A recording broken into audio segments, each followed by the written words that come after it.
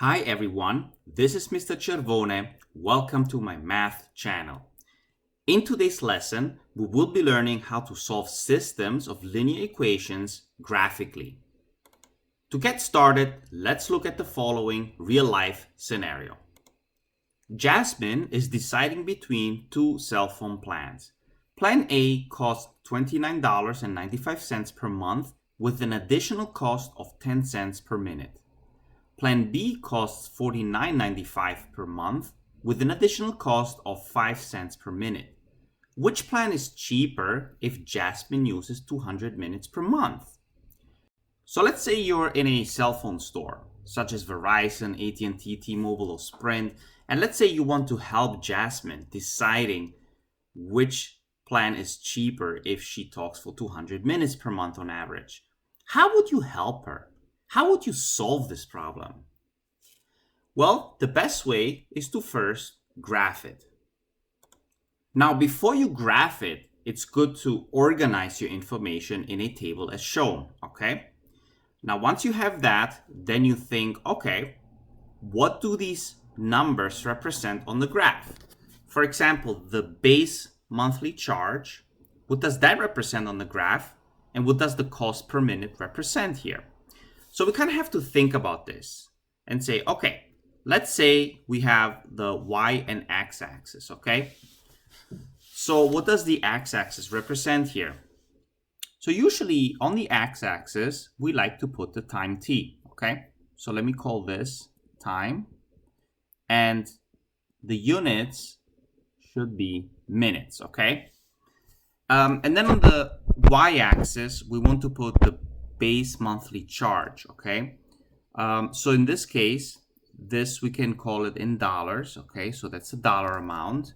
And maybe we can call this the price axis instead of the y-axis. Now in here, you're gonna end up with a graph, okay? So what about cost per minute? What does that represent? Well, think about the units. We have cost in dollars per minute. So whatever is the cost is the y-axis, and whatever is the minutes is on the x-axis. So if you do y over x, that represents the rise over run. So in reality, this represents the slope m. Okay, actually, let me write it as slope m.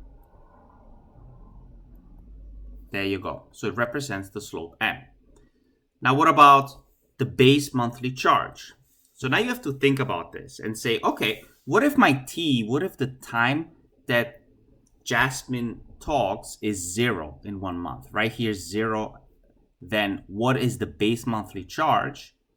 Well, in this case, it's going to be either $29.95 or $49.95. And that is the intersection with the y-axis.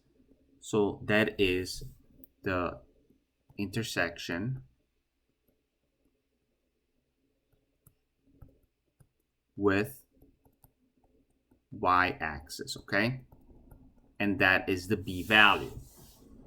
So if you think about this, we can write the equations as, let's call plan A to be y sub A, okay? That is equal to, so now we have the slope of 10 cents, so we can call it 0.1 x, and then plus 29.95, okay? Now the second one, that is equal to, now we have a slope of 0.05 x plus, and then we have 49.95, okay? So now at this point, the question is, okay, which plan is cheaper for 200 minutes? So keep in mind that here the x-axis represents the time, okay? So that means that in either case, what we want to do is substitute the x with the 200. So for example, for y of a, here we do 0.1 and then multiply that by 200 minutes and then add 29.95, okay?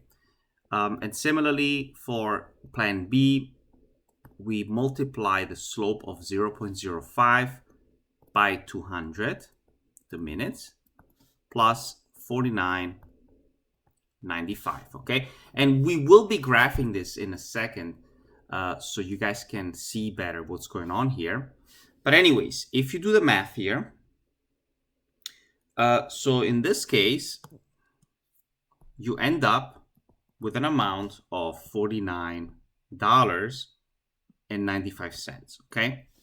And then for plan B, you end up with an amount of $59.95, okay? So the clear winner here is plan A, okay? So the answer is plan A would be cheaper, okay? So another good question from this problem is, okay, so is there a time in minutes where you can determine that plan B will become cheaper? At which point does plan B become cheaper? So let's graph this, okay? So we have a better idea how we can solve this. So here is the graph. As you can see, plan A starts here somewhere at $29.95, and the slope of this is 0.1 dollars per minute, okay? Also, plan B here starts at $49.95, and the slope is 0.05. You can clearly see how the slopes differ, okay? Although plan A starts at a lower price, the slope is steeper than the slope of the equation of plan B, okay? Therefore, at some point, it catches up. And you can see clearly on the graph that there's a point of intersection, okay? The point of intersection is right here, okay? Where it says 400 minutes. Now, what does this number represent? As a matter of fact, this number is where both plans have exactly the same price at that point, okay? So that means that after 400 minutes, plan B actually becomes cheaper. Now you can easily verify this. For example, let's say you take plan A first, okay? So if you y sub A equals to, and let's say we input 400 into the equation, so 0.1 times 400 minutes, and then add 29.95, you can see that here you're gonna get $69.95. So that's the way you can verify this, which is approximately here, okay? You can see it on the graph here. If you draw a dotted line, it's right below the $70 mark. If you do y sub B, so that's plan B, 0.05 times 400, and then add $49.95, you should get the same exact answer of $69.95, okay? All right, so that's basically it for the answer for the do now, okay? So basically, plan B becomes cheaper if Jasmine talks beyond 400 minutes per month, okay? Now, what we just did is solve a system of linear equations, okay? And that's basically the aim for today's lesson. As you can see here, how to solve systems of linear equations graphically. What does it mean to solve? It means that you find the point of where the two lines intersect, okay? And wherever they intersect, the solution here is expressed as 400, 69.95, okay? So basically, that is the answer. That is the solution, or how to solve a system of linear equations to look for the point of intersection. So let's look at some other examples now. On the same set of axes, graph each pair of the following systems of equations and determine the solution graphically. So before you even graph number one, let's first change it to slope-intercept form, okay? So here we have 4x plus 2y equal to 0. So we can rewrite it as 2y equal to negative 4x. And then we write that y is equal to, we divide by 2 on both sides, negative 2x, okay? So we know that this one is going to have a negative steep slope. The second one is 2y plus x equal to 6. So let's isolate it again. So we have 2y is equal to negative x plus 6. and then we divide 2 on both sides. So y is equal to negative half x plus 3, okay? So we want to graph these two. Okay, so you'll get the ruler, and basically you want to draw the slope of negative 2 like this, okay? So let me draw it in really quick. Okay, so there you go. So how do we know it's negative 2? Because here you can see that the rise is negative 2 units because I'm going down, and the run is here 1 unit, okay? So it's plus 1 over here. Okay, so that's it. Now, let's put the ruler to the side. And the first thing you want to do is, draw the double arrows and also label this equation, okay? Let me actually use a different color so it kind of looks nicer. So here we have, and we can use the original equation, 4x plus 2y 0, okay? 4x plus 2y equal to 0, okay? Notice that actually you don't need to change it to slope-intercept form, okay? We did learn it a few lessons ago, how you can plot the equation in standard form like this, okay? All right, so let's do the second equation here. So let's plot that one. Here we have half x plus 3, okay? So we have an intersection point at 3.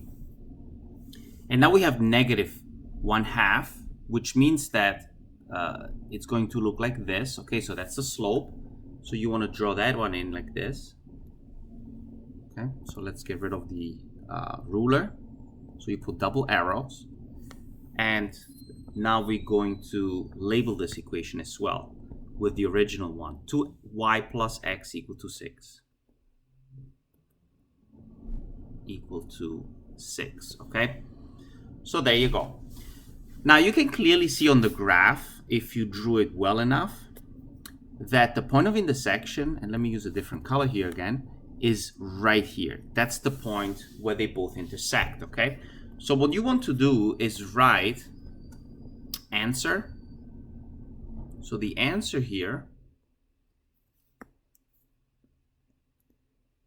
is, so we have negative 2, right? So if you look at the x value here, it's negative 2, and the y value is at 4, okay? So negative 2, comma 4. And that's basically the answer. In a similar manner, you do also number 2 and 3, okay? So if you change this to slope form, you obtain the following. Okay, so here we have y equal to 4/3 x plus 2 and y equals to 4/3 x plus 2. It seems like that they're actually the same line, okay? So on the graph, you would see that they're actually the same exact line. You have two lines basically that are overlapping, which is the same line as shown in the graph here. So here's the graph. Now, let's think about it in terms of number of solutions. For the first problem, we have exactly one solution. The number of solutions is only 1. Now, in the second case, what is the number of solutions? Well, since we have two lines that touch each other and overlap, we have infinitely many solutions on the number line, okay? So the answer here is basically, you cannot really state an answer here, but I'll get back to it later and explain how do we even justify these types of solution. But there are actually infinitely many solutions in this case, okay? Okay, so let's look at the last one now. Here we have 3y minus 2x equal to negative 6 and 24 equal to 6y minus 4x. Okay, there you go. So in this case, let's isolate the y again. So here we have 3y is equal to 2x minus 6, because we just added 2x on both sides, but then we divide by 3, and we get that 2/3 x minus 2 has to be this equation, right? Now for the second part, here we're going to write 6y. We're going to add 4x on both sides. And then we have plus 24, okay? Now if we divide by 6, we end up with y is equal to, and 4 divided by 6 That simplifies also to 2/3, okay? And then we have plus 4. Okay, so now we're going to plot these two equations, and maybe you can already notice something here, okay? If you look at the slopes, they both have a slopes of 2/3. Let's see how these two equations look like. Okay, so that's the graph of both equations, okay? So what do you notice here? Well, the slopes are the same, and we learned in one of our previous lessons that when the slopes are equal for two different lines, then the lines must be parallel. And as a matter of fact, the lines here, you can clearly see them that they actually are parallel, okay? So I'm going to put a parallel symbol here. So how many solutions does this system of equations have? Okay, and the answer is 0. There's no solution at all. Okay, so now these are the three different scenarios, okay? Number one, they either intersect the two lines. For number two, they're either overlapping, in which case they have infinite number of solutions, or they're parallel and never intersect. So these are the three different situations, okay? So let's summarize this in terms of what it means for the words consistent or inconsistent and so on. Okay, so here are the three different cases when you deal with solving system of linear equations, okay? Case 1, you have exactly one solution. Case 2, you have infinitely many solutions because you have two lines that have the same slope and the same y-intercept, so they're both the same line. And then we have case 3 with no solution because they're parallel and they will never intersect, okay? Now, if you look at case 1 and 2, in this case, these systems are called consistent, okay? Consistent. And as a matter of fact, it's consistent because they have at least one solution, okay? Even though the second case has infinitely many solutions, it still satisfies the category of at least one solution, okay? So that is called consistent. Okay, so there's a difference though between case 1 and 2. For case 1, when you have exactly one solution, then in this case, the system is called independent, okay? So in this case, let me draw an arrow. This is called an independent consistent system. Now, if it has infinitely many solutions, then the system is called dependent, okay? So even though they're both consistent, well, one of them is independent consistent and the other one is consistent but dependent, okay? Now, what about the third case when you have no solution at all? Well, that, we just call it an inconsistent system. Inconsistent, okay? So please remember these words, consistent and inconsistent, but then within the consistency, you have an independent and a dependent set. Okay, so that's basically it for today's lesson. Please don't forget to subscribe. If you have any questions, please leave a comment in this YouTube channel. Other than that, thank you so much for watching and have a wonderful day.